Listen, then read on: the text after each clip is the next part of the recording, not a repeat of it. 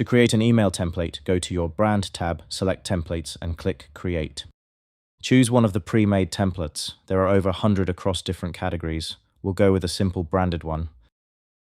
You can now edit the placeholder content or add your own rows and blocks.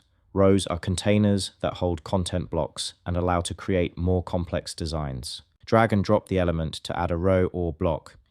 Use the mover icon to move one. Click on the copy icon to duplicate it, and use the bin icon to delete a block or row.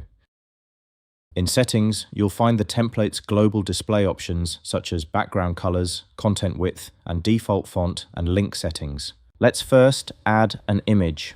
Click the image block, then choose Image to open your image library, where every image you upload is stored. We'll pick a stock image here. You can also set its alignment, add a link, and write alt text for when it can't be displayed. To edit text, select it, then use the text toolbar. Let's change this text color. You can also adjust the block's background, line height, margins, and padding. Click a button to edit its text, link, width, and style, among other options. Let's finish with an image and text side by side. For that, add a 2-column row from rows.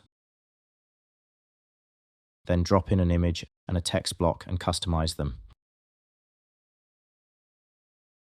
Every footer includes our mandatory merge tags, the unsubscribe link, a sender info tag for your physical address, and, on our free plan, a link back to Email Octopus. If you remove one by accident, add it back from the merge tag drop-down.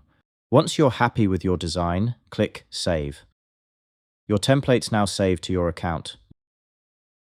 You'll be able to pick it from the Yours section next time you set up a campaign or automation.